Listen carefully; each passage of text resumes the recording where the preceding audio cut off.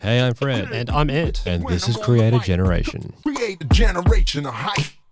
All right, Freddie boy, what's happening this week? This week we're chatting with Briony Benjamin.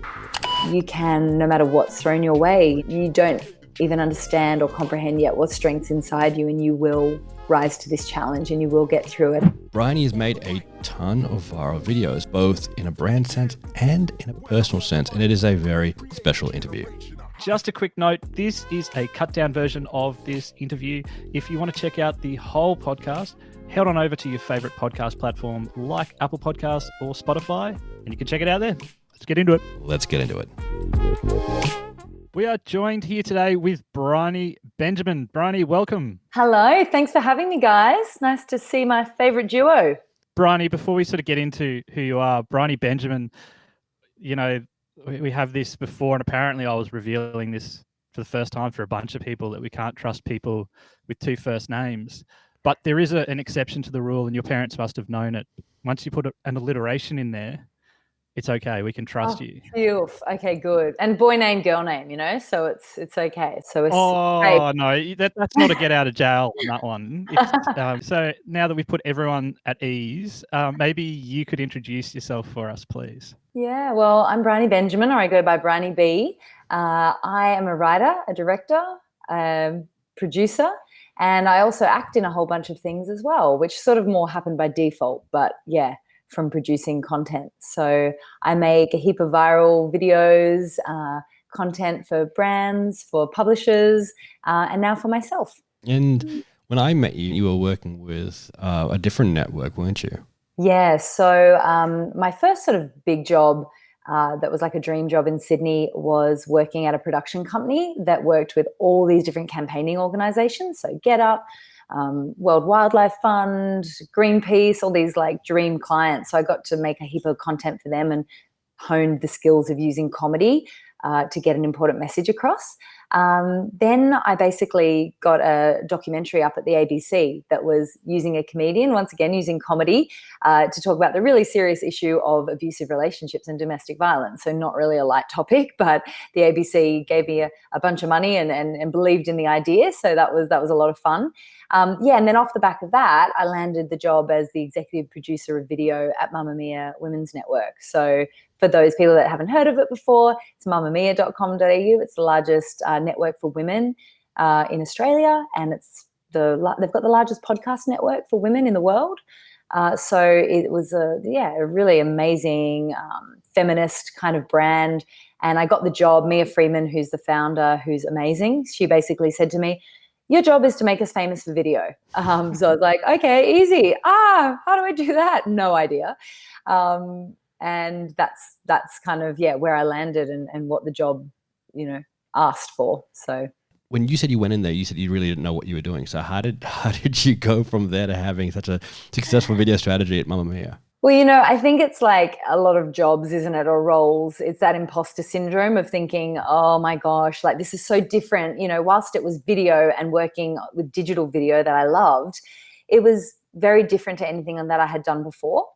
So what I did is I was really fortunate to have an amazing team. So I had 4 video producers, including Claire Gerber, who went on to sort of be my creative partner. So we had this amazingly supportive environment and full permission from the Mamamia like executive and Mia and from the broader team to go, you guys just give it a go and do what you think's fun.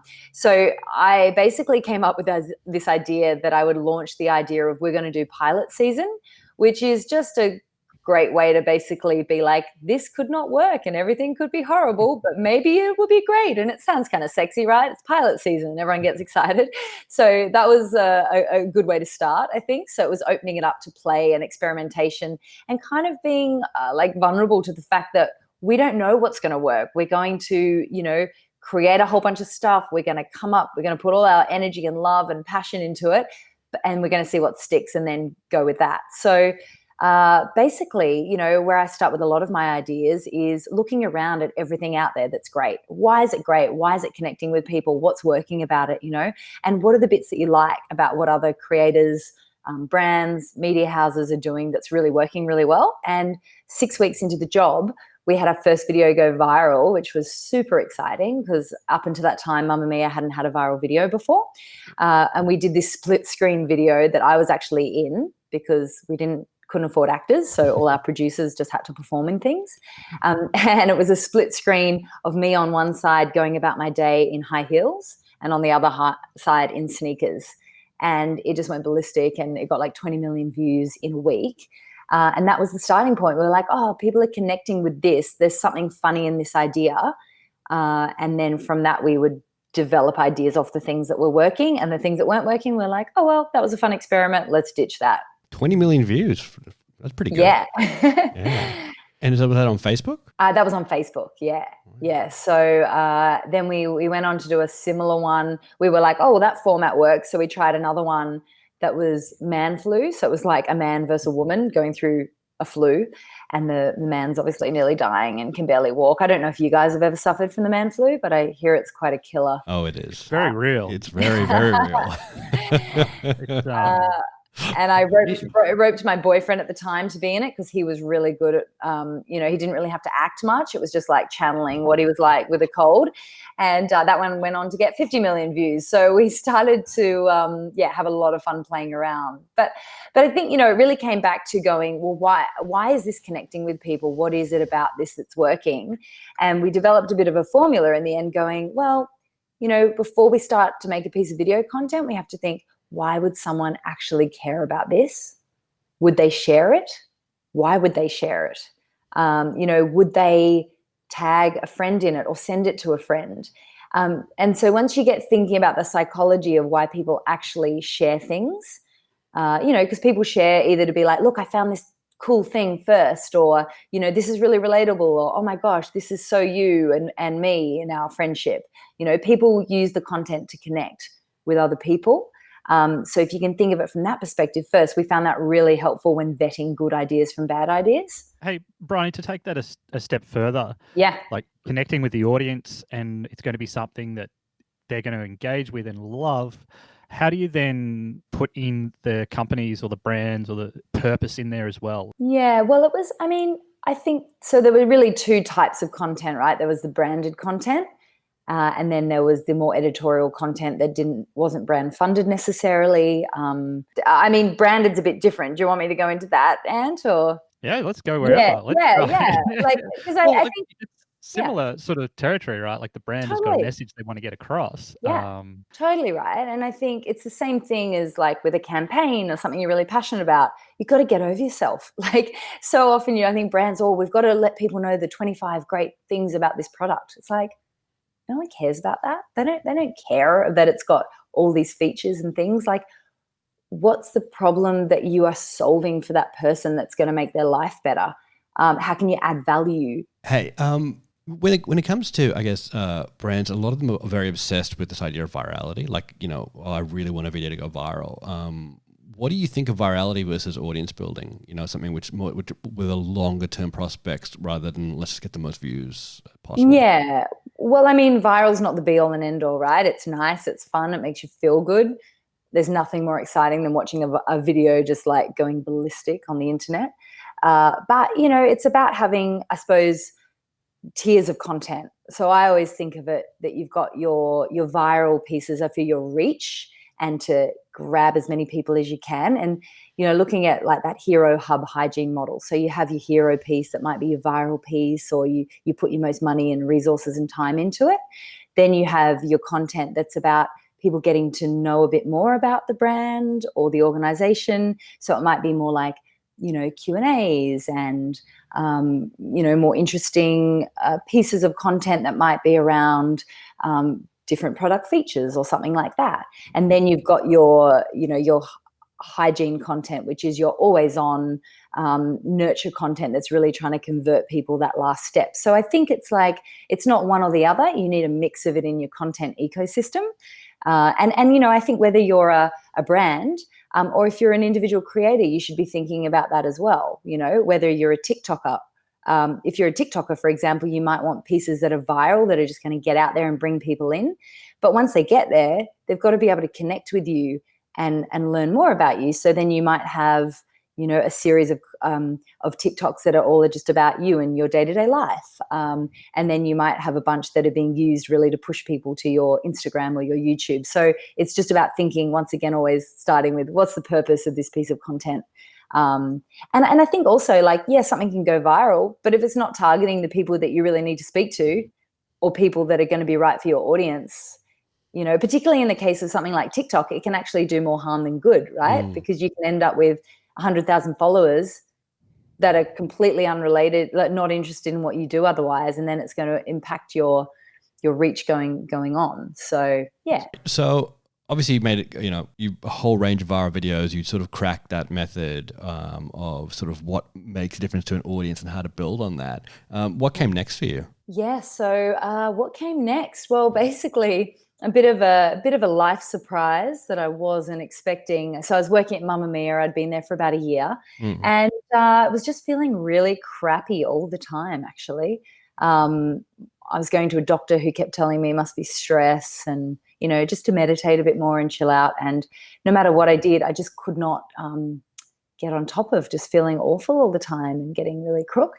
Anyway, so yeah, a year into my job at Mamma Mia, I found out that I actually had cancer. So I was diagnosed with Hodgkin's lymphoma. It's a cancer of the lymphatic system.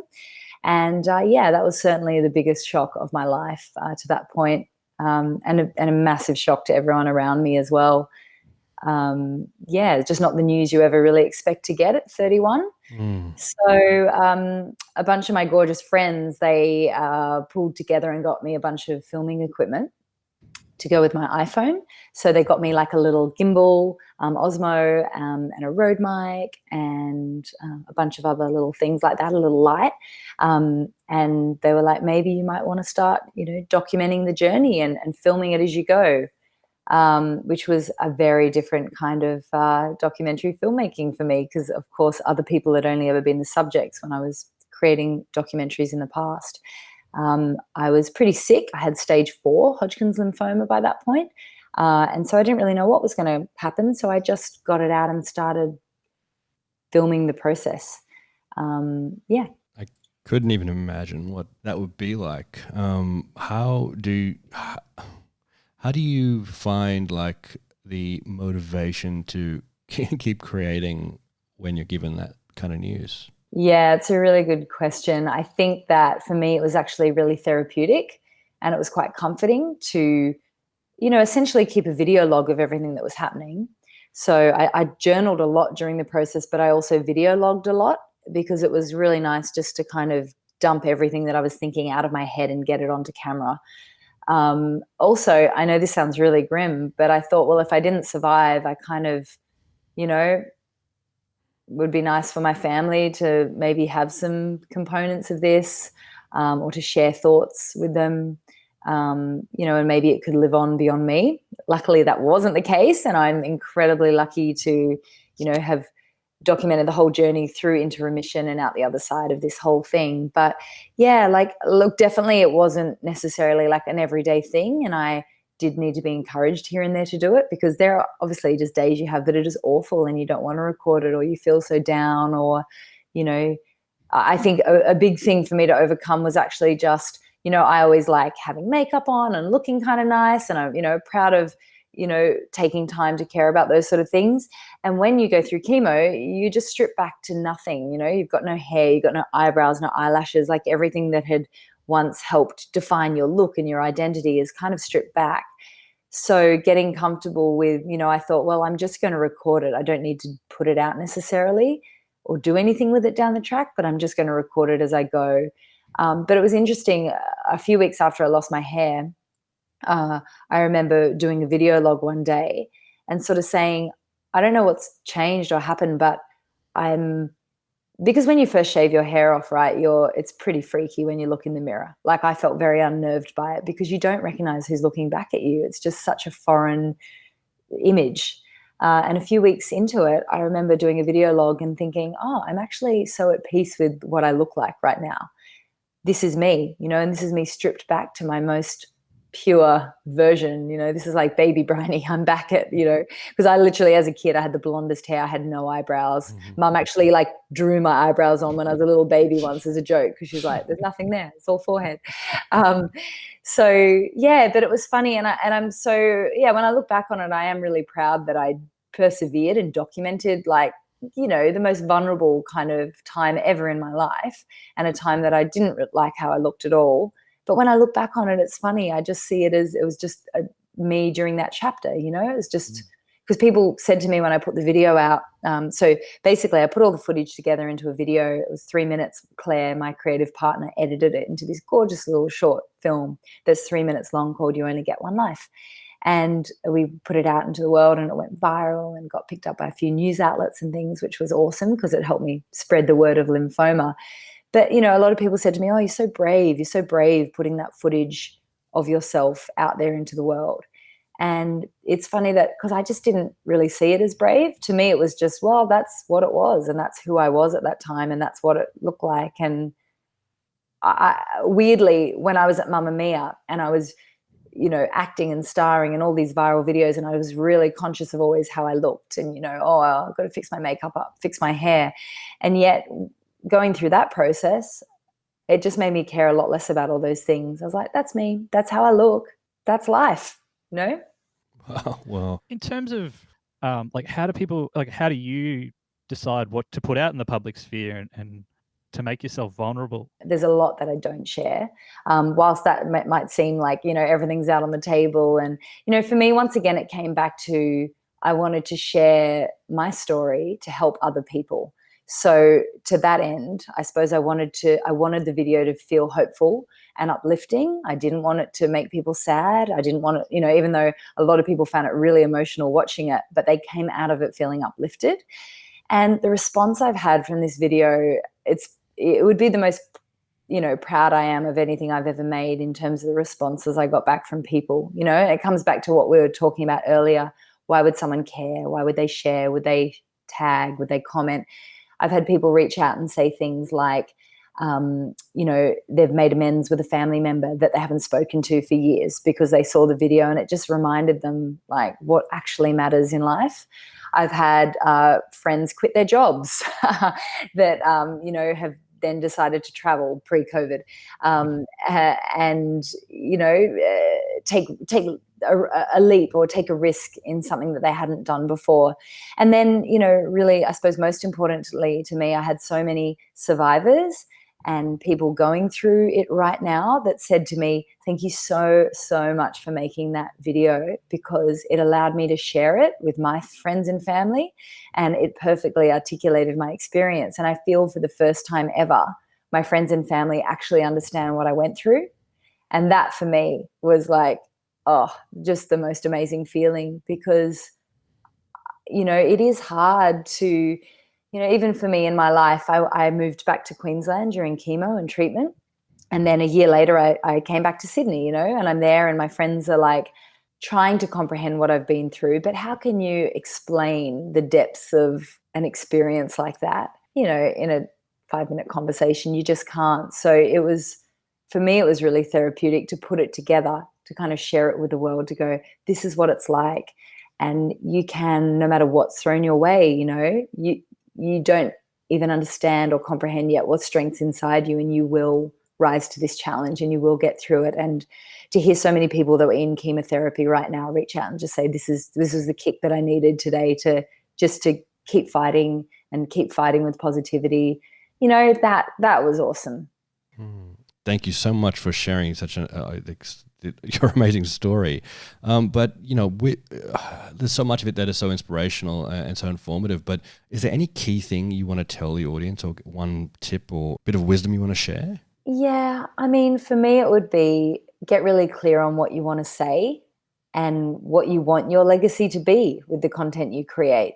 And if you can reach people, I think if you have a following, if you can reach and connect with people, you have a responsibility to be thoughtful about what you're putting out into the world.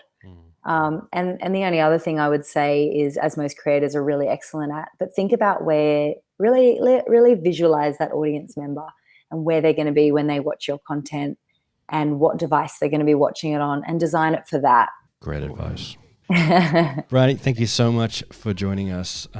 Hopefully we'll see you Thanks for having in me. the future. Oh. Can't wait to see you in person one day again. Yeah. It'll happen. Hopefully at VidCon soon, hey? Yeah. Oh, we can only hope. Thanks, Briony. Thanks, guys. Lovely chatting. Create a generation on the mic.